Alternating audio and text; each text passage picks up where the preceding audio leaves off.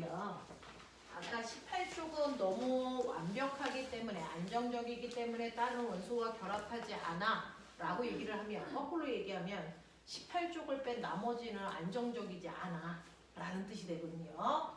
자, 그러면 여러분들이 가지고 있는 주기율표에 왜 다른 애들은 불안전할까? 왜 18쪽은 안전할까? 그래서 라고 하는 거에 대한 고민을 가지셔야 되는데 그 중에서요. 여러분들이 알고 있는 일족 원소 중에 첫 번째 수소는요. 원자 번호가 1번이에요. 자, 이 원자 번호라고 하는 게 뭐냐면 여러분들이 알고 있으셔야 되는데 원자는 더 이상 쪼갤 수 없는 가장 작은 입자다라고 볼토는 생각을 했거든요. 근데 이게 잘못된 생각이에요. 원자가 제일 작지 않습니다. 사실은 원자를 쪼개면 원자보다 더 작은 입자 세 종류가 원자 속에 들어있어요. 그래서 원자의 구조를 보면 원자는 원자의 중심을 우리가 뭐라고 그러냐면 이걸 원자핵이야 라고 얘기합니다. 원자핵. 그래서 이 원자핵 속을 보면 사실은 플러스의 전기를 띠고 있는 입자와 전기적 성질을 띠지 않은 입자 두 종류가 같이 들어있어요. 그 중에서 플러스 전기적 성질을 띠고 있는 입자를 우리가 뭐라 그러냐면 이걸 양성자라고 얘기하고요. 전기적 성질을 띠고 있지 않은 입자를 우리가 뭐라 그러냐면 중성자야 이렇게 부른단 말이야. 되겠어? 예를 들어 여러분들이 외웠던 나트륨은 원자번호 몇 번인지 빨리 보세요. 몇 번입니까? 11번입니다. 나트륨은 원자번호가 11번이라는 뜻은 뭘까? 수소는 1번인데 그래서 이 원자번호가 바로 원자핵 속에 있는 양성자 개수입니다. 양성자 개수. 그러니까 나트륨은요. 원자핵 속에 무려 양성자가 11개나 들어있어. 이런 뜻이야. 그러니까 원자핵은 플러스 전기를 띠고 있죠. 근데 여러분들 아세요? 우리가 원자라고 부를 때는 반드시 조건이 있습니다. 원자라고 부를 때는 반드시 이 아이는 정기적으로 무슨 상태? 중성인 상태여야만 원자라고 부를 수 있습니다. 정기적으로 중성인 상태만을 우리는 원자라고 부르는 거야. 근데 선생님 원자핵 속에 나트륨이 무려 11개나 들어있는데 어떻게 중성일 수 있어요? 플러스 아니에요? 아닙니다. 왜요? 원자핵 바깥쪽에 플러스와 반대되는 성격인 마이너스의 성질을 가지고 있는 아이도 똑같이 11개 들어있어요.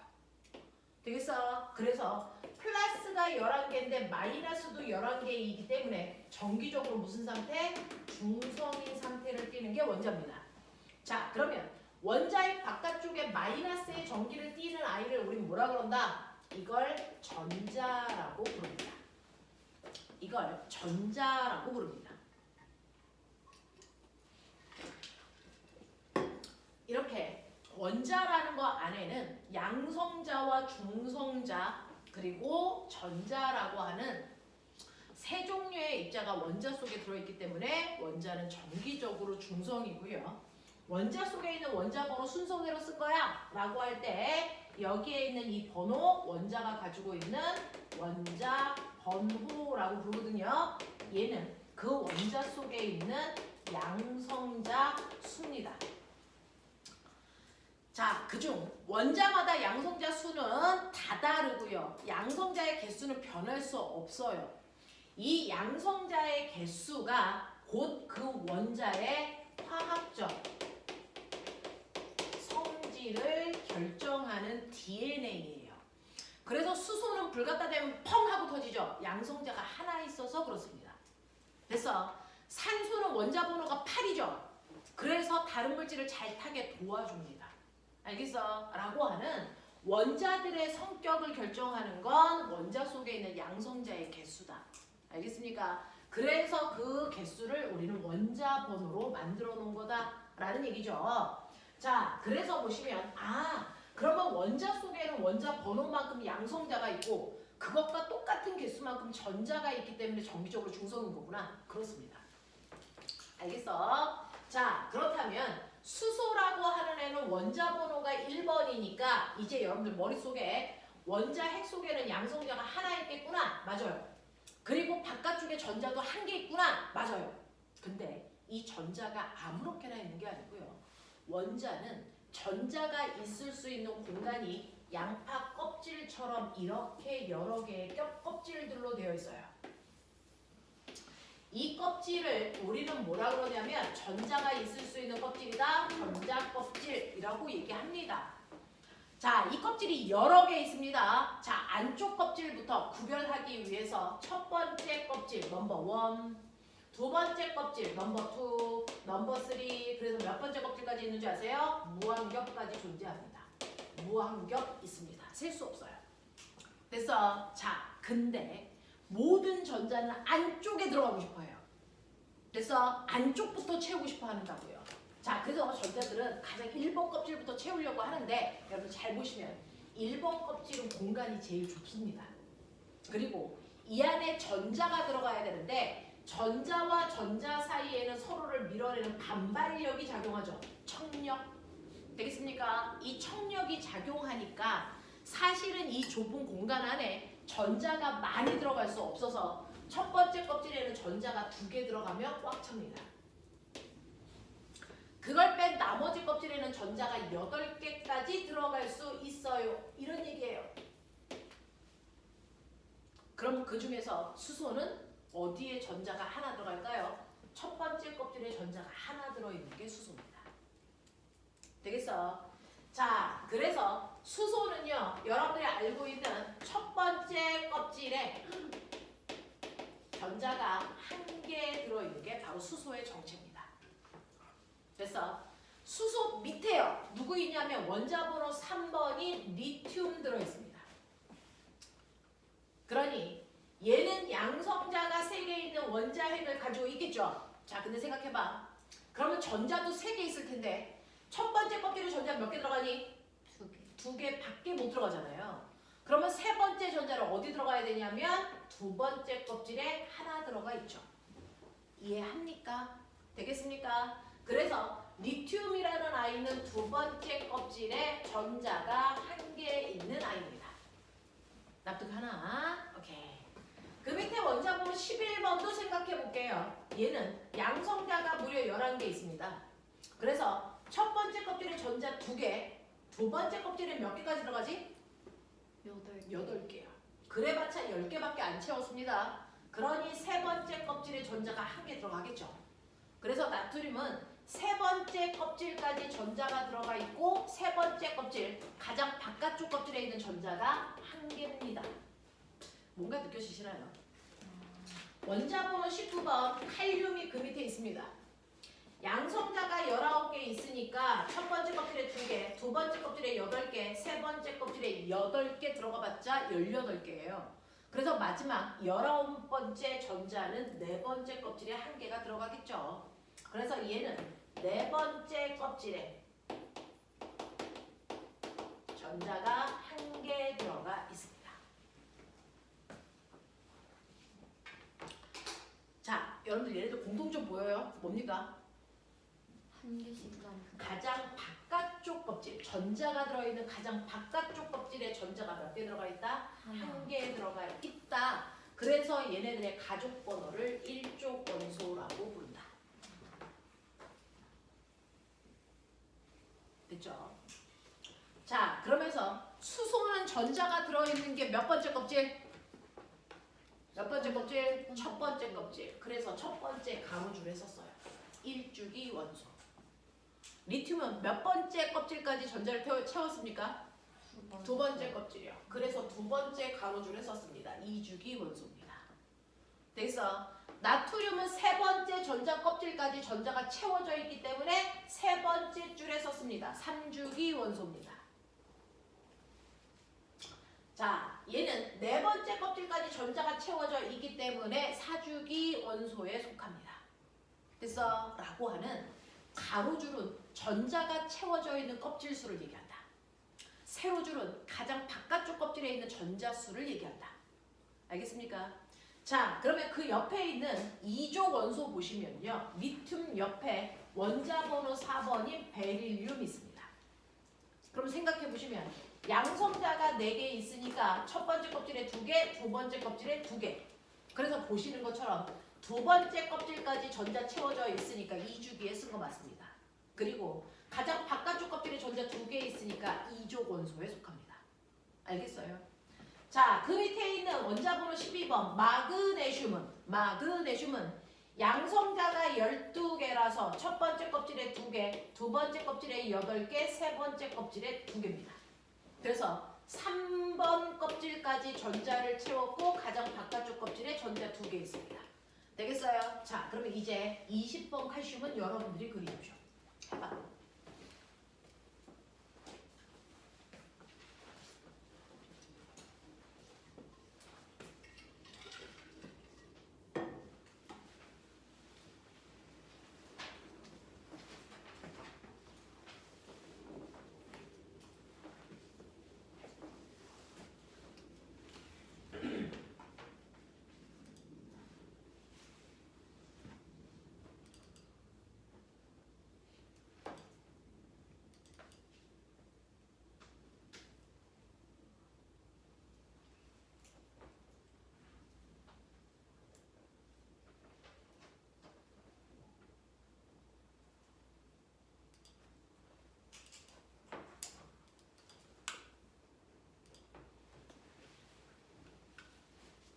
돼요. 양성자가 20개라서요. 첫 번째 껍질에 2개, 두 번째 껍질에 8개, 세 번째 8개, 마지막 네 번째 껍질에 2개 있습니다. 그래서 네 번째 껍질까지 전자를 채우고 있어 사주기 원소고요. 가장 바깥쪽 껍질에 전자가 2개 있네요. 가장 바깥쪽 껍질의 전자의 개수가 같으면 화학적 성질이 비슷합니다. 그래서 같은 가족들이고 그 가족들의 번호는 가장 바깥쪽 껍질에 있는 전자수입니다. 그래서 얘네들이 이족 원소에 속합니다.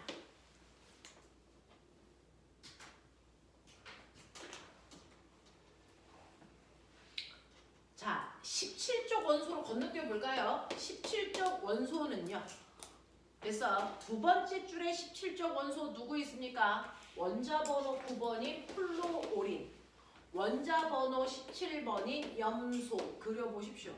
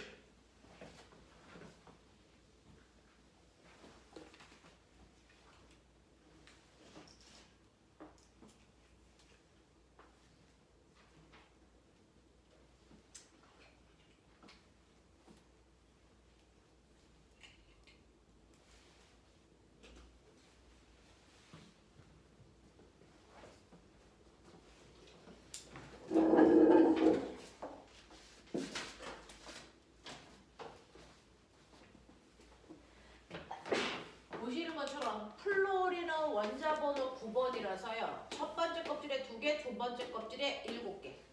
보이죠? 그래서 두 번째 껍질에 전자가 7개 채워져 있어요. 염소는요. 17번이라서요. 첫 번째 2개, 두 번째 8개, 세 번째 7개죠. 그래서 세 번째 껍질까지 채워져 있고 가장 바깥쪽 껍질에 전자 7개 있어 화학적 성질이 비슷합니다. 자, 그래서 얘네들의 가족 번호는 7쪽이 아니고 17쪽. 그래서 가족 번호의 일자리 숫자가 가장 바깥쪽 껍질에 있는 전자수입니다. 되겠어? 자, 그러면 18쪽 원소를 보죠. 드디어. 18쪽 원소를 보시면요. 원자 번호 2번인 헬륨이 있고요. 10번인 네온이 있고 18번인 아르곤이 있습니다. 그래서 원자 번호까지 아시는 게 좋아요. 자, 그중 헬륨은 원자 번호가 2번이죠. 첫 번째 껍질에 2개 채워져 있죠. 근데 신기한 거예요. 얘는 첫 번째 껍질에 채워져 있는데 가장 바깥쪽 껍질에 전자가 2개 있죠. 그럼 보면 가장 바깥쪽 껍질에 전자 2개 있는 거 어디냐? 여기 있죠. 헬륨 여기로 갔어야 정상이죠. 근데 쟤 저기 있죠. 쟤는 저기가 맞습니다.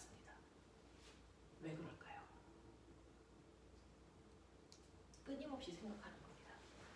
수업 시간에 졸릴 시간이 없어요. 내갈 시간이 없거든요. 왜냐하면 규칙성도 따져야 되고 이유도 알아야 되고.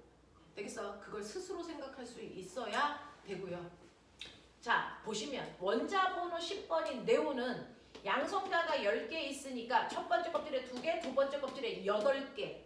그래서 두 번째 껍질까지 전자 채웠고 가장 바깥쪽 껍질이 8개의 전자를 가지고 있어요.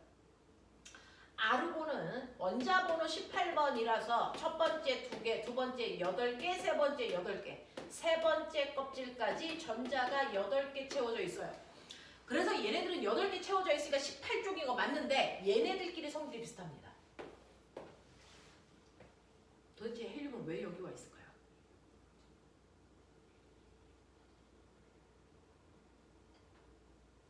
보시면요. 사실은 얘네들이 가지고 있는 2개라는 의미와 제가 가지고 있는 2개의 의미가 다른 의미입니다. 얘네들은요 8개까지 채울 수 있는데 겨우 몇 개? 2개 채운 겁니다. 얘는요 몇 개까지 채울 수 있어요? 2개까지. 2개까지밖에 못 채우죠. 첫 번째 껍질은 2개 차면 꽉 차니까. 되겠어요? 자, 그래서 보시면 얘는 첫 번째 껍질에 2개로 꽉 차온 상태. 얘는 8개로 꽉 채운 상태. 얘 8개로 꽉 채운 상태. 사실은 전자는요 몇 개를 채웠냐가 아니고 그 껍질이 꽉 찼냐 들 찼냐가 핵심입니다. 그 줄이 전자로 꽉 찼어 들 찼어 이게 중요한 거거든요. 그 중에서 헬륨은 2개로 꽉 찬 상태입니다. 그래서 꽉 채운 애들끼리 성격이 비슷하죠. 무슨 말인 줄 아세요? 실제로 가장 전자가 들어있는 바깥쪽 껍질이 꽉 차 있을 때가 가장 안정적이다 이 뜻입니다. 전자가 들어있는 가장 바깥쪽 껍질이 전자로 꽉 차 있어야 완벽한 거다. 그래서 쟤는 원소계의 BTS예요. 완벽한 아이들입니다. 되겠어? 그걸 뺀 나머지는 전자가 들어있는 가장 바깥쪽 껍질이 꽉 차 있지 않아서 모두 다 불안정한 겁니다.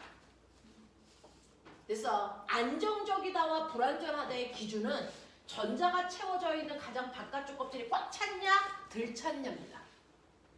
되겠어? 꽉 찼냐 들 찼냐가 핵심. 18쪽을 뺀 나머지는 다 들 찬 아이들이라서요. 나머지는 싸그리 다 불안정적입니다.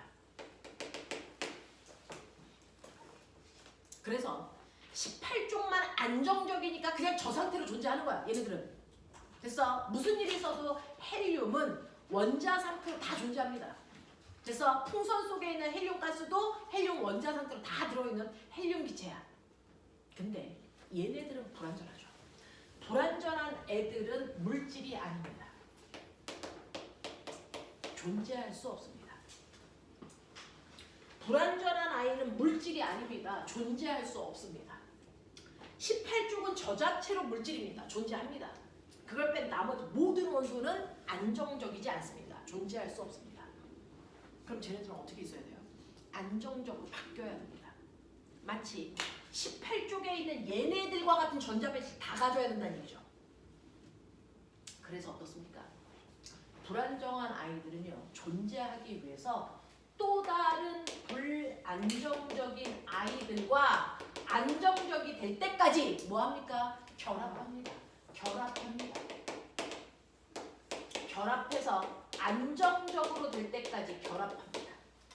그 안정적으로 될 때까지 결합한 아이들을 우리가 물질이라고 불러주는 겁니다. 그래서 결합을 해서 안정적으로 바뀌어야 물질이라고 하고 그런 애들만 존재하고 있는 겁니다. 여기에 싸그리. 알겠어? 자, 그러면 이 중에서요 비금속인 아이들은 그 다음에 금속인 아이들은 자 볼게요. 자 꼬맹아 얘 좀 볼래요? 리튬 얘 안정적으로 되려면 쟤네와 같은 전자 배치를 가져야 돼. 그럼 빨리 생각해봐. 누구 때문에 불안전하니? 이 새끼 때문이야. 이것만 없으면 헬륨 돼. 안정적이야. 맞죠? 그러면 안정적으로 만드는 방법은 두 가지 중에 하나예요. 요 밖에 있는 전자를 버려서 없애던가 아니면 이 껍질을 꽉 채우던가. 그럼 이 껍질을 꽉 채우려면 전자 몇 개 필요합니까? 7개가 더 필요합니다. 7개를 받아올까 하나 버릴까? 선택. 하나 버리. 그쵸. 그래서 얘는 가장 바깥쪽 껍질에 있는 전자 하나를 버리겠다는 겁니다. 그럼 보세요. 모든 원자는 중성이라고 했습니다. 양성자가 3개 있고 전자가 3개 있어서 중성인 리튬이었어. 근데 얘는 안정적이지 않잖아? 전자 하나 버릴 거야. 너네가 선택했잖아. 전자를 버려요. 양성자 몇 개입니까? 3개. 그래도 3개입니다. 양성자는 절대 바뀔 수 없어요. 근데 전자 하나 버렸습니다. 전자가 몇 개 됩니까? 2개. 2개 됩니다. 그러면 중성이니? 이제 깨졌습니다. 중성일 수 없어요. 뭐가 더 세졌어요?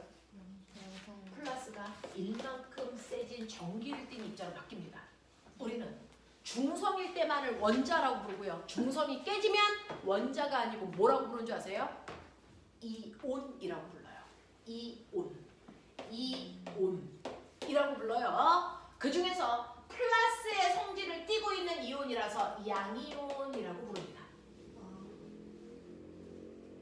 양이온이라는 표현을 항상 원소기호 오른쪽 위에 플러스 이렇게 쓰시면 돼요. 나 양이온이야. 나 리튬 원자 아니야. 라고 표현하는 겁니다. 되겠어? 자, 그럼 꼬맹아. 양이온은 전자를 얻었다 잃었다? 전자를 얻어야 양이온이니 잃어야 양이온이니? 잃었습니다. 잃었다는 표현입니다. 되겠어? 몇 개? 몇 개? 하나. 그래서 1. 근데 수학 시간에 배웠죠? 1이라는 숫자는 생략하는 거야. 그래서 안 쓰는 겁니다. 자, 그럼 머리 돌려. 나트륨은 어떡할래? 얘 완벽해지고 싶어. 어떡할래? 하나 더. 이거 하나 버려야 되겠죠. 그럼 얘도 뭐가 됩니까? 플러스 1과 양이온 되겠죠. 1은 생략하죠. 되겠어? 얘 어떻게 될까요? 하나 버리죠. 그래서 플러스 1과 양이온. 얘 어떻게 할까요? 얘 어떻게 할까요? 얘 첫 번째 껍질에 전자 하나 있잖아요. 얘도 그래서 하나 버립니다. 아예 없습니다. 그래서 플러스 1과 양이온입니다. 그래서 같은 족에 있는 애들은 잃어야 되는 전자수, 얻어야 되는 전자수가 같습니다. 맞아요. 그래서 화학적 성질이 비슷하게 나오는데, 자, 그래서 전자를 잃거나 얻는 개수는 똑같아. 수소도. 하지만 얘는 금속이 아니죠. 그래서 같은 가족은 아니야. 좀 비슷할 뿐이야. 알겠어? 화학적 성질 같지 않습니다. 되겠어? 자, 그러면 꼬맹아. 2족 아이들은 어떡할래? 선택. 2개 버리. 2개 버리죠. 그래서 얘네들은 1이 되었습니다. 알겠습니까? 생략할 수 없습니다. 2라는 숫자는 생략할 수 없습니다. 그래서 얘네들은 양이온 됩니다. 그럼 13족은? 13족은 가장 바깥쪽 껍질에 전자 몇 개 있냐? 몇 개? 3개 있죠. 그럼 어떡할래? 몇 개 버릴래? 3개 버리죠. 그러니까 거기다 3 플러스라고 쓰시면 되겠죠. 됐어? 이렇게 양이온 됩니다. 알겠니? 자, 꼬맹아. 17족. 이 새끼들 어떡할래? 하나 더 해야 돼. 얘는요. 7개 버리는 게 빠를까? 하나 얻는 게 빠를까? 하나 얻어. 그러니까요. 얘네들도 생각이 있는 애들이에요. 되겠어? 그러면 하나를 더 받아오면 염소 같은 경우에는 플러스가 17개 있었어. 그래서 전자도 17개 있어서 중성인 건 맞아. 근데 불안정하잖아. 그래서 하나를 받아와서 양성자는 17개 있는데 전자가 18개 됐어. 그래서 얘는 뭐가 된다고? 마이너스를 띠고 있는 뭐가 됐다고? 이온이 된다고. 이온. 그래서 이 이온을 무슨 이온이라고 합니까? 음이온이라고 합니다. 됐어. 그래서 얘네들은 모두 다 1가 음이온입니다. 16쪽은 어떡할래? 16쪽 어떡할 거야? 몇 개? 2개 더. 2개를 뭐 할 거야? 얻어요. 그러니까 거기다 쓰세요. 2가 음이온. 됐어? 2 마이너스. 대인이 아까 그 주기율표에다 다 쓰셔야 됩니다. 2 마이너스라고. 되겠어? 이런 식으로 원자들은요. 완벽한 BTS처럼 되려고 18쪽처럼 되려고요. 전자를 됐어? 잃거나 얻습니다. 근데요. 나는 나트륨 전자 잃어야 돼. 나 전자 하나 잃어야 되는데 이거 그냥 못 버립니다. 원자 단위의 미시세계에서는 자기가 필요 없다고 전자 아무데나 못 버립니다. 경찰한테 잡혀가. 그럼 어떻게 해야 되니? 내가 전자가 필요 없어 버리려고 그럴 때 옆에 반드시 전자가 필요한 아이가 받아줘야 버릴 수 있어. 알겠어? 자, 버리려면 받는 애가 옆에 있어야 됩니다. 예를 들어 나트륨이라고 하는 애는 전자 하나 버리고 싶어. 염소는요? 하나 얻고 싶어. 난 전자 버려야 되는데. 나 얻어야 되는데. 그래, 그럼 내 거 너한테 줄게. 그래서 나트륨은 전자 하나를 염소한테 주면 나트륨은 플러스 1가가 되고요. 염소는 마이너스 1가가 되죠. 보이십니까? 돼요? 돼요? 자, 이렇게 해서 전자를 주고받는 게 성사가 됐어. 그리고 났더니 얘는 전자를 잃으면서 플러스 전기를 띤 입자, 얘는 전자를 얻으면서 마이너스 전기를 띤 입자, 이렇게 되지? 그럼 우리 중학교 1학년 때 배웠어. 플러스와 마이너스 사이에 뭐가 작용하니? 인력. 그럼 어떻게 되니? 철커덕하고 붙죠? 이렇게 철커덕 붙죠? 그게 바로 뭡니까? 염화 나트륨이라는 소금입니다. 그렇게 해서 된 거야. 되겠어? 이렇게 됩니다. 자, 그러면 이때요.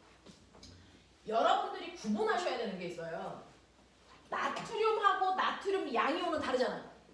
그죠? 나트륨하고 나트륨 양이온은 다르니까 다르게 표현해야 되는 거 아니야? 맞죠? 그래서 우리 표현을 다르게 하잖아요. 자, 이렇게 쓰면 뭐라고 읽니? 이거 나트륨 원자야. 나트륨이야. 이렇게 쓰면 뭐라고 해야 되니? 나트륨 양이. 얘는 나트륨 이온이잖아. 되겠어? 뭐라고 읽을까요? 얘는 나트륨이라고 읽고요. 얘는 나트륨 이온이라고 읽어요.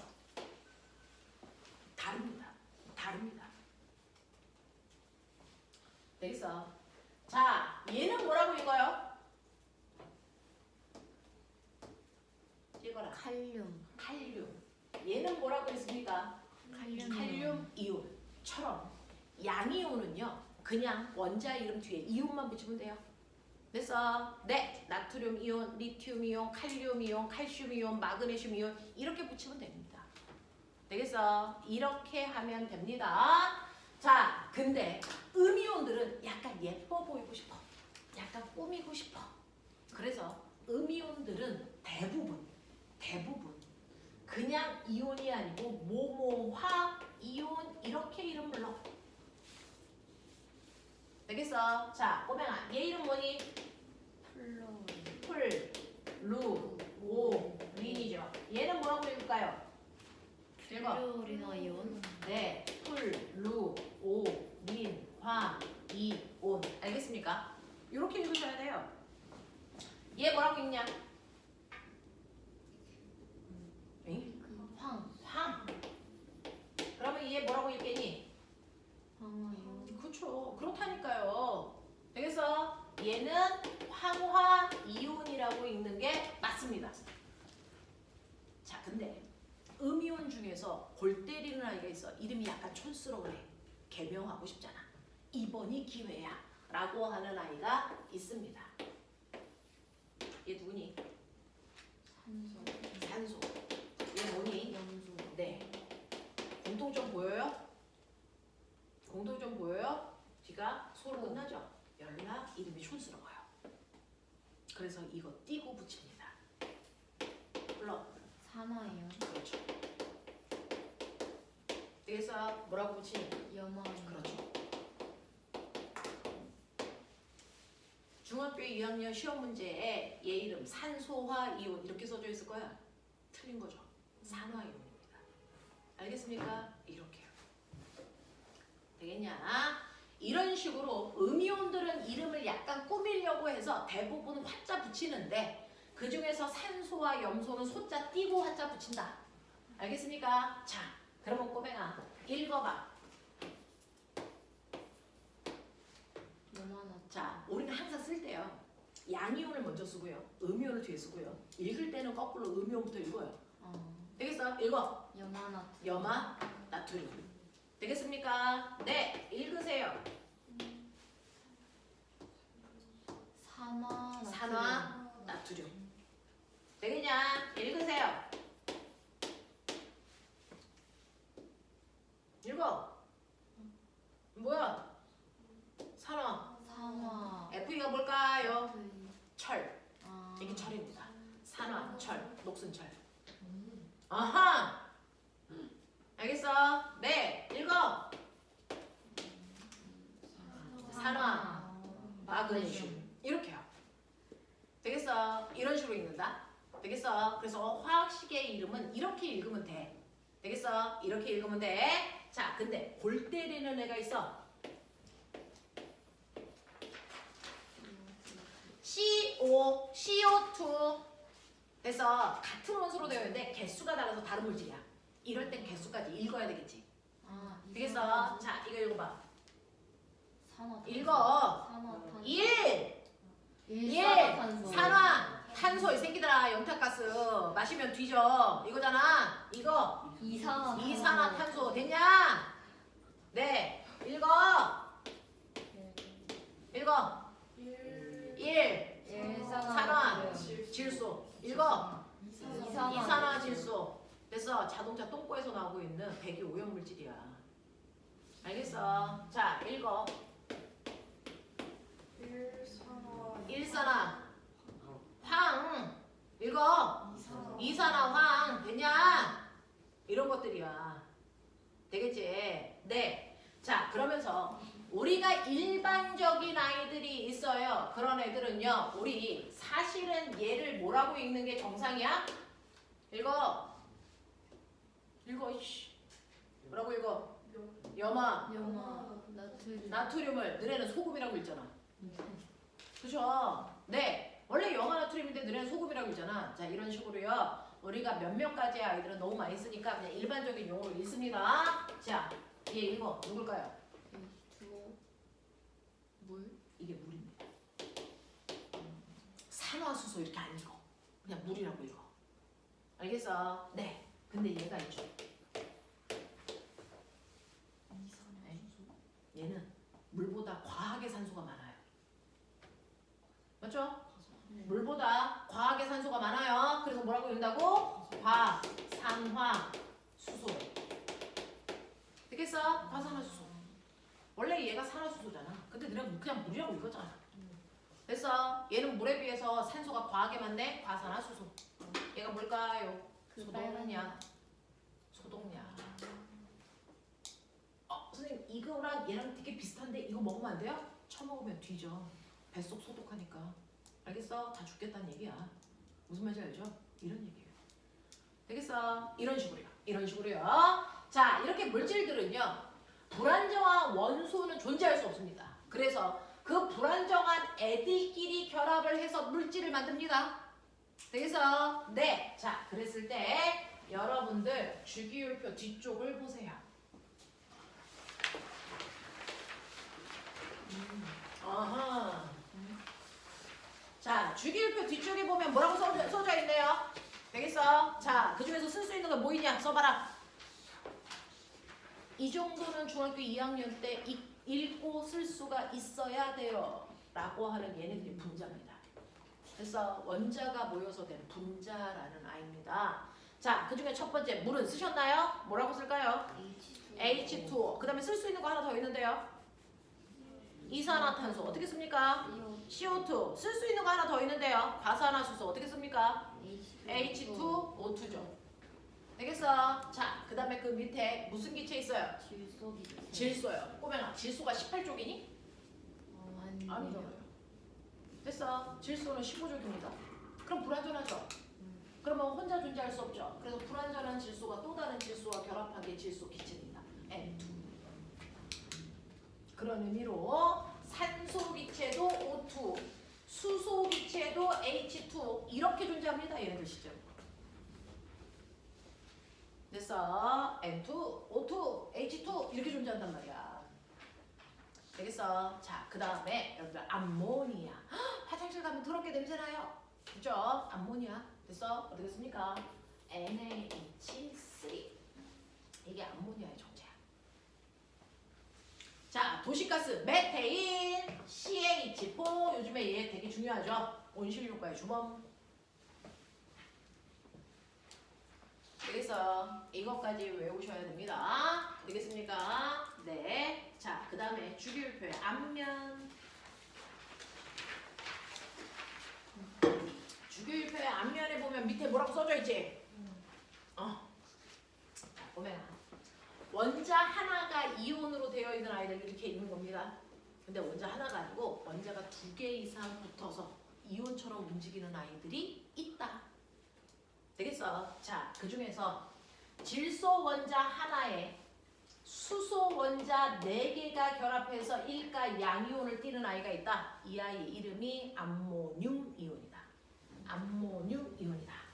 자, 그때 꼬맹아 구분해라. 얘하고 얘는 다른 애인데요. 얘 이름이 뭐라고? 얘 이름이 뭐라고? 얘는 암모니아라는 분자고요. 얘는 암모늄 이온이라고요. 알겠습니까? 다릅니다. 다릅니다. 자, 그 밑에 뭐라고 써져 있니? 수상한 이온 이렇게 써있죠. 그래서 수산화 이온. 수산화 이온은 OH 마이너스.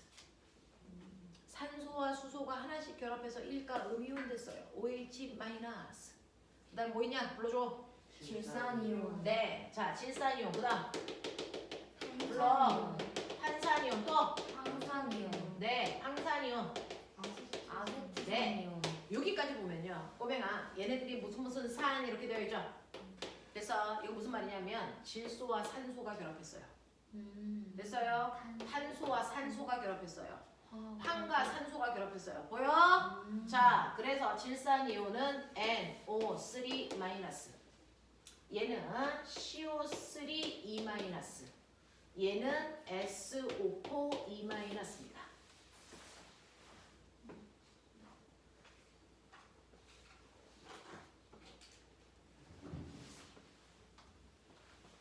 자, 탄산이온 어디게요? 탄산수. 그렇죠. 사이다, 콜라, 탄산수에 있는 게 탄산이온입니다. CO3. 됐어? 네. 자, 그 다음에 아세트산이온이요. 아세트산이 뭘까요? 식초입니다. 되겠어? 아세트산이온 CH3COO-. 왜 이렇게 써요는 나중에 고등학교 가면 배웁니다. 시성식이기 때문에 그렇습니다. 라고 얘기해도 여러분 못 알아듣잖아요. 그냥 외우세요. 됐어? CH3COO-. 이게 아세트산입니다. 오늘 외울 거 더럽게 맞춰. 되겠어? 자, 이런 애들이 있는데, 자, 그 중에서요, 보면 두 번째로 여러분이 머릿속에 정리하셔야 되는 게 분자예요. 원자는 더 이상 쪼갤 수 없는 가장 작은 입자가 원자고, 그래서 원소는 원자의 종류들을 얘기하는 거고, 분자는 원자들이 결합해서 만들어진 물질을 얘기하는 거야. 그래서 자, 물 분자식이 뭐니? H2O입니다. 되겠어? 자, 그러면 이 H2O라는 이 분자식은요. 그래서 이거 보고 알 수 있는 거. 아, 얘는 물이네? 라고 하는 첫 번째 분자의 종류 알 수 있죠. 분자식을 보면 당연히 분자의 종류 알 수 있죠. 이 새끼 물이네. 이런 얘기야. 되겠어? 근데 그 한 분자를 만들 때 그래서 어떤 원소가 결합한 거니? 수소 2개, 산소 하나. 그렇죠. 되겠어? 그래서 이 한 분자 속에 들어있는 원자의 종류와 개수를 알 수 있죠? 원자의 종류는 수소와 산소 들어있고요. 한 분자 속에 수소 원자는 2개, 산소 원자는 1개.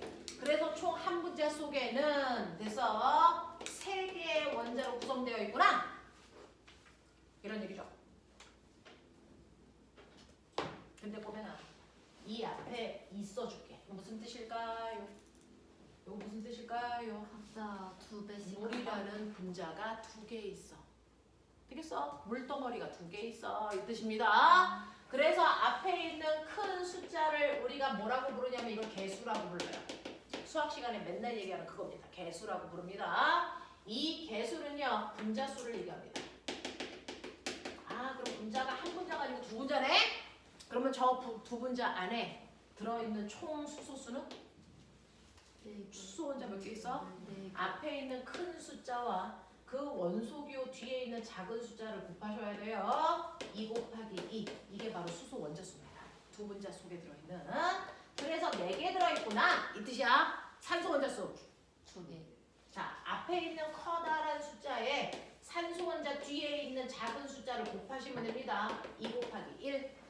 그래서 2개 있구나. 이 뜻이야. 그러면 두 분자 속에 총 원자수는 몇 개 있게? 6개. 네, 6개 있구나. 이렇게 가시면 되죠. 알겠어? 하겠어? 근데 보면 이 분자식을 보면 알 수 있는 거 적어줘. 됐죠? 다 써드렸어요. 근데 알 수 없는 거. 분자식을 딱 봤는데 모르겠는 거. 이 분자 얼마나 커? 몰라요. 그렇죠? 분자의 질량 얼마야? 몰라요. 됐어? 그러면 H2O인데 쟤네들 어떻게 배열되어 있어? 원자 배열이 어떻게 되어 있어? 수소 다음에 산소야? 수소 다음에 산소 다음에 수소야? 이거 원자 배열 보여 안 보여? 안 보여. 이런 거 몰라. 됐어. 그래서 맨날 뭘 본다. 분자식을 통해서 알 수 있는 건 뭐고 알 수 없는 건 뭐냐. 알겠습니까? 정직하게 대답하셔야 돼요. 알겠습니까? 알 수 없는 건 없다고 하시는 게 맞죠. 이해되겠어요? 네, 이런 겁니다. 그러면서 내가 높아지면서 물어볼게. 꼬매야. 이 안에 있는 원소는 몇 개? 원자는 몇 개? 이 안에 원소 몇 개 있어요? 2개. 네, 원소는 종류 얘기하는 겁니다. 이 안에 원소는 탄소와 산소 두 종류로 되어 있어요. 그래서 원소는 종류이기 때문에 두 종류 있어요 라고 얘기하는 게 맞아요. 원자는 몇 개 있냐? 3개 있죠. 그래서 탄소 원자 1개, 산소 원자 2개. 그래서 원자는 총 3개 있어요. 이렇게 얘기하는 게 맞다고요. 그래서 원자는 늘 개수를 얘기하는 거고요. 원소는 늘 종류를 얘기합니다. 되겠어? 이렇게 된다. 자, 그래서 물이라는 아이가 이렇게 결합되어 있는 게 물입니다. 근데 물은요, 사실은 산소가 이렇게 가운데 있고 수소가 이렇게 붙어 있는 거예요. 이게 물방울이야. 이게 물분자야. 되겠어? 자, 근데 이렇게 물분자 상태로 있으면 마시면 갈증이 해소되고 너무 좋아. 그래서 생명체가 살기 위해서 가장 필요한 게 물입니다. 근데 이걸 내가 쪼개. 수소 따로, 산소 따로 이렇게 뜯었어. 이거 마셔. 얘네들을 먹어. 자, 그럼 갈증이 해소될까? 안 됩니다. 물질의 성질은 얘네가 결합해야 성질이 만들어지는 겁니다. 결합하지 않으면 성질은 없습니다. 알겠어? 네. 그래서 분자가 뭐예요? 물질의 성질을 지닌 가장 작은 입자야 이렇게 돼요. 물질의 성질을 만드는 가장 작은 입자가 분자입니다. 자, 이 분자는 쪼개집니다. 수소, 산소로. 쪼개는 순간 물질의 성질은 없어집니다. 됐죠? 물질의 성질을 가지고 있는 가장 작은 입자가 분자고요. 쪼갤 수 없는 가장 작은 입자는 원자고요. 분자는 쪼개집니다. 쪼개지는 순간 성질이 없어지는 겁니다. 납득 커? 괜찮아? 되겠어? 자, 그래서 너네가 가지고 있는 책에서 보시면요. 앞에요. 어디부터냐? 이거.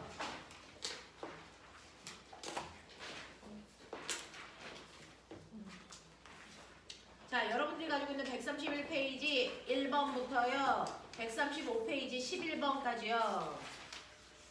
할 수 있는 문제를 최대한 풀어주시죠.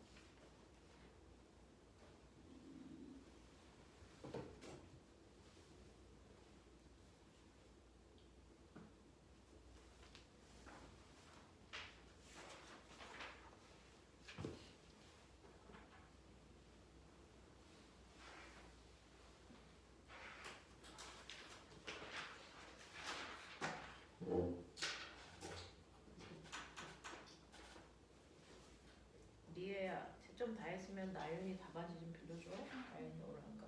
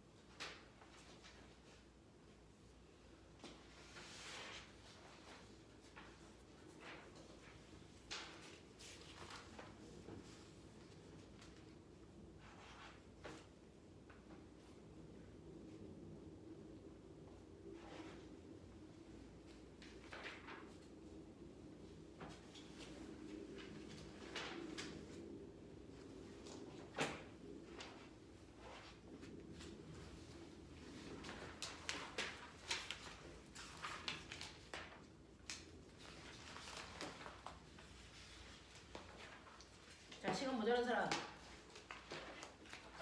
잘했어. 자, 보죠. 1번부터 5번까지 질문. 없어요. 넘길게요. 6번부터 11번까지 질문. 이것도 괜찮아. 할만해. 네. 자, 그러면 넘어가 보시면 선생님하고요. 하나만 하죠. 자, 옛날에 사람들도 물질은 더 이상 쪼갤 수 없는 원자로 되어 있다는 걸 알았을까? 몰랐어요. 옛날에 아리스토텔레스가 있었던 그 옛날, 지금으로부터 2000년 전이죠. 그래서 네, 거의 4000년 전이 되구나. 기원전 2000년이니까. 4000년 전에 과학자들은요. 그래서 물질이 더 이상 쪼갤 수 없는 원소, 수소와 산소, 질소, 탄소 이런 걸로 되어 있다는 걸 몰랐습니다. 자, 그래서 옛날에 과학자들은 여기에는 이런 물질들은 도대체 어디서 왔을까? 그래서 사람은 어디서 왔을까? 이런 근원에 대한 궁금증을 많이 가지고 있었거든요. 그래서 물질이 뭘로 되어 있을까? 너무 궁금했는데 옛날에 과학자들은 그래서 모든 만물은 어딘가에서 태어난 거야. 어딘가에서 태어난 거야. 그 물질을 만드는 근원의 입자들이 원래 있었고 그 입자들에서 뭔가가 만들어진 거야 라고 얘기를 했어요. 자, 그걸 우리는 연속설이다 라고 얘기하는데 거기까지는 오셔도 되고요. 모든 만물은 몇몇 개의 근원에서 다 태어난 거야. 그 중에 탈레스라고 하는 과학자는요. 모든 만물은 다 근원이 딱 하나 물이야. 물에서 다 태어난 거야. 왜? 사람이 태어날 때 엄마가 아기 날 때 양수가 터지면서 사람이 나오거든요. 그리고 집 앞에 있는 웅덩이가요. 물이 썩으면서 거기서 구데기가 나오고 파리가 만들어지거든요. 이렇게 해서 모든 만물은 다 물에서 태어나는 거구나 라고 생각했어요. 그래서 이게 탈레스의 생각이에요. 그랬다가 그 다음에 말빨 센 아리스토텔레스가 등장합니다.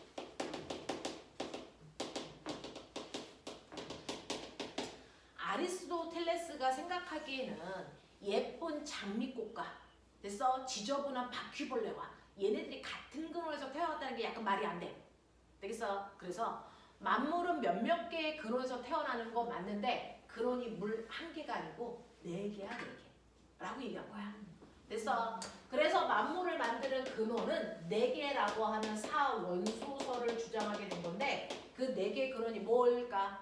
물. 맞아. 물, 불, 공기, 흙, 이 얘기야. 됐어? 이 4개의 근원 중 누구랑 누가 꽁짝꽁짝 만나냐? 그리고 얘네가 만날 때 얼마나 뜨겁냐, 차갑냐, 건조하냐, 습하냐에 따라서 물질들이 다양하게 만들어지는 거야. 그래서 이렇게 몇몇 개의 근원에서 모든 물질이 만들어져 라고 얘기한 사람이 아리스토텔레스야. 자, 그 얘기를 들은 골 때리는 애들이 등장해. 연금술사. 모든 만물의 근원은 똑같아? 그래? 그럼 금하고 철도 만물의 근원이 똑같다는 얘기야? 단지 어떤 자극을 받았느냐에 따라 철이 될 수도 있고 구리가 될 수도 있고 금이 될 수도 있다고 아리스토텔레스가 얘기한 거야. 그러니까 동네에 있는 값싼 금속을 가져다가 금 만들어야지 라고 하는 그래서 멋진 생각을 하기 시작해. 그래서 나는 금 만들어질 때까지 됐어 지하 창고에서 실험해야지. 미친 듯이 금이 될 때까지 됐어 대단히 오랜 시간 동안 머리 좋다는 그 과학자들이 다 들어가서 그 짓을 한 거야. 결론 금을 만든 사람은 아무도 없죠. 근데 얘네들이 멋진 이유가 뭐냐면 됐어 아무도 금을 못 만든 게 자기들이 믿고 있는 아리스토텔레스의 사원소설이 틀렸다는 걸 인정한 거예요. 자기 잘못을 인정한 거예요. 우리가 믿고 있었던 게 틀린 거구나. 금을 만들 수는 없는 거구나. 그러면 모든 물질이 같은 근원에서 태어났다는 저 얘기가 틀린 거네? 그럼 뭐가 맞을까? 옛날에 아리스토텔레스와 동시대에 태어났던 데모크리토스라는 사람이 있어요. 데모크리토스는 그래서 뭐라고 그랬냐면 모든 만물은 그 물질만의 근원이 따로 있는 거야. 그러니까 금은 금이라는 걸 만드는 입자가 따로 있는 거고 철은 철이라는 걸 만드는 입자가 따로 있는 거지 몇몇 개의 근원에서 만들어진 거 아니야 라고 하는 최초의 입자설을 주장한 과학자가 있었던 거예요. 근데 아리스토텔레스가 한 말이 되게 그럴듯해서 이 사람이 얘기한 걸 믿었던 것 뿐이죠. 그래서 연금술사들은 그러면 아리스토텔레스와 반대되는 말을 한 데모크리토스의 입자설이 맞는 거 아닐까? 그렇다면은 모든 물질을 만든 만물의 근원이 물은 아닐 수도 있네. 물도 물을 만드는 입자가 따로 있을 수 있네. 그럼 증명해봐야지. 라고 한 사람이 라부아지에요. 모든 만물을 몇몇 개의 근원에서 만들어진 게 아니라면 저 물도 됐어. 물을 만든 입자가 따로 있는 거니까 물은 분해돼야 된다. 그럼 난 물을 분해봐야지. 그래서 철 파이프를 이렇게 감습니다. 주철관. 됐어. 철 파이프가 이렇게 감겨져 있는 철 파이프에 엄청난 열을 가합니다. 그러면 여기다가 맨 처음에 물을 집어넣습니다. 그럼 물이 열을 받으면서 스파크가 일어나요. 그것 때문에 물이 여러분들이 알고 있는 수소와 산소로 분해됩니다. 그래서 이 똥꼬로 나오는 게 뭐냐면 수소기체가 나옵니다. 물을 집어넣는데 수소가 나와. 물은 만물의 근원이 아니구나. 물은 수소와 산소로 분해되는 거구나. 얘네들이 모여서 물 되는 거구나. 그러니까 연속성이 틀렸구나. 이거 수소인지 어떻게 알았을까? 불꽃 같다 그래서 펑 소리 나는 걸로 확인했겠죠. 근데 산소는 왜 안 나와요? 안 나와요. 왜요? 산소는 생기자마자 여기에 있는 철과 결합해서 뭐가 되겠니? 산화철이 돼요. 그래서 맨 처음에 주철관의 질량이 100g이었으면 이 실험 끝나고 나면 주철관의 질량은 102g이 돼요. 왜? 산소가 달라붙어서 더 무거워집니다. 알겠어요? 이렇게 됩니다. 그래서 라부아제가 물분해 실험을 성공하고부터는 연속설이라는 게 틀렸다는 게 입증이 되고요. 입자설이 맞다는 게 확증이 된 거죠. 자, 요즘은 물분해 실험을 이렇게 안 한다. 요즘은 물분해 실험을 이렇게 안 하고요. 물이 들어있는 수조에 물이 꽉 찬 농품 실린더를 뒤집어 놔요. 그럼 처음에는 여기에 물이 100% 꽉 차 있습니다. 뒤집어도 안 쏟아져요. 집에 가서 해보시면 돼요. 그래 놓고요. 여기에다가 이 물에 전류가 잘 흐를 수 있게끔 비누를 섞어요. 수소나 나트륨. 그래서 그래 놓고 한쪽은 플러스 전기, 한쪽은 무조건 마이너스 전기가 흐를 수 있게끔 연결합니다. 그러면 이 전기에 의해서 이 안에 있는 물이 분해됩니다. 분해됩니다. 근데 물은 사실은 아까 배웠어요. 수소 양이온과 산화 이온으로 되어 있다는 거. 그러면 이때 물이 분해되면서 수소 이온이 떨어져 나오고 산화 이온이 나옵니다. 자, 수소 이온은 무슨 구로 끌려갈까? 플러스로 끌려갈까? 마이너스로 끌려갈까? 얘가 양이온이니까 마이너스 극으로 끌려갑니다. 되겠어? 산화 이온은 플러스 극으로 끌려갑니다. 그래서 끌려가면서 산화 이온이 모여서 산소 기체가 되고요. 그래서 수소 이온들이 모여서 수소 기체가 됩니다. 그래서 위쪽으로 가벼우니까 끌려 올라갔는데 얘네들도 입자잖아요. 자기가 있을 공간이 필요하죠. 그러니까 물을 밀어냅니다. 자기가 들어가면서 물을 밀어내요. 그래서 시간이 지나면 물이 쭉쭉 빠집니다. 그래서 하다가 실험을 멈추면 돼서 물 높이가 이렇게 되죠. 그 중에서 생각해 볼래? 물을 분해할 때 수소 기체가 더 많이 생길까? 산소 기체가 더 많이 생길까? 수소 기체가 2배 많이 생깁니다. H2니까. 되겠어? 그래서 수소 기체가 여기에 20ml 생겼다면 산소 기체는 얼마 생길까요? 10ml 생겨요. 그래서 물 분해했을 때 물에 빠져나간 높이가 다릅니다. 그 높이를 보면 어디가 플러스고 어디가 마이너스고 어디에 수소가 생겼고 어디가 산소가 생겼는지 확인할 수 있습니다. 알겠어? 그래서 요즘은 물 분해 실험을 이걸로 한다. 전기 분해로 합니다. 자, 그래서 그것과 관련된 내용이 136페이지요. 136페이지 맨 위에 그림 보시면요. 수산화 나트륨이라는 비누를 푼 물에다가 전기를 흘리게 해서 물 분해 실험을 하는 겁니다. 자, 그래서 여러분들 보시면 왼쪽은 마이너스 극이죠. 뭐가 발생할까? 아니거든요. 마이너스니까 양이온 끌려가거든요. 그래서 수소 기체, 플러스 쪽은 산소 기체. 네, 이렇게 됩니다. 그래서 마이너스 쪽에 그 밑에 결과 해석이요. 마이너스 쪽에는 수소 기체가 발생하니까 수소 기체는 불 갖다 대면 펑 보이십니까? 네. 플러스 쪽은요, 산소는요, 꺼져가는 불씨도 잘 살아나게 하죠. 그래서 꺼져가고 있는 성냥을 갖다 대면 불씨가 다시 살아납니다. 그래서 수소인지 산소인지 확인할 수 있어. 자, 밑에 있는 1, 2, 3 문제 풀어.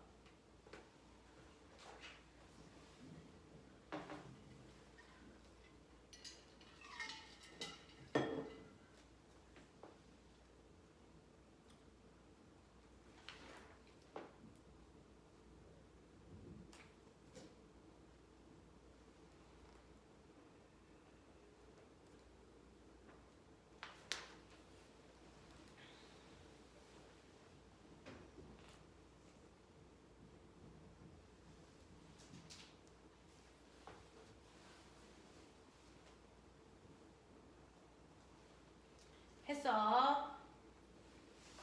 자, 1번 순서대로 XX 동글동글동글. 2번에 A가 수소고요, B가 산소고요. 자, 이 실험을 통해서 물은 수소와 산소로 이루어져 있는 화합물이다. 물은 원소가 아니다라는 걸 실험하는 겁니다. 질문. 괜찮아. 넘겨. 자, 138페이지 쓸 수 있는 원소 기호들 아는 거 채워봐. 납 같은 건 안 배웠으니까 모르고요. 알 수 있는 것들만 채워보시라고요.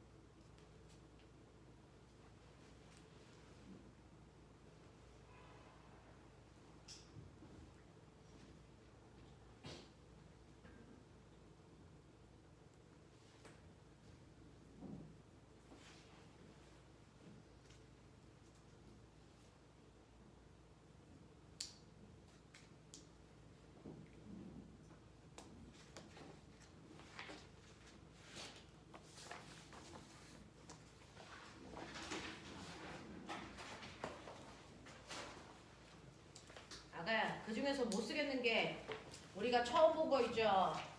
플로린, 붕소, 인, 황, 나트륨, 칼륨까지는 쓸 수 있어야 돼. 자, 금을 어떻게 쓰냐면 금은 AU.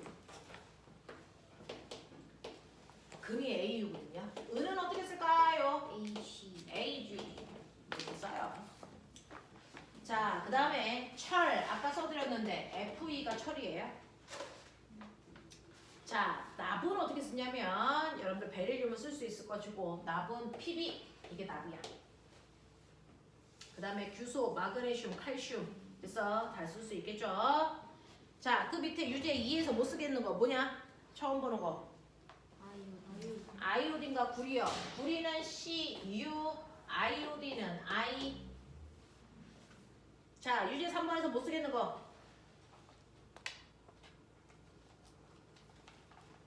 망가니즈, MN. 망가니즈. 이런 것들. 그래서, 네. 자, 그래서 오늘은 여기까지 할 거니까 그 뒤에 있는 문제 풀어가지고 오시고요. 다음 주에 오늘 주기율표 채워준 거 있지? 그거 시험 볼 거거든요. 외워오십시오. 할 수 있는 최대한 외워가지고 오시면 됩니다. 여기까지 하죠.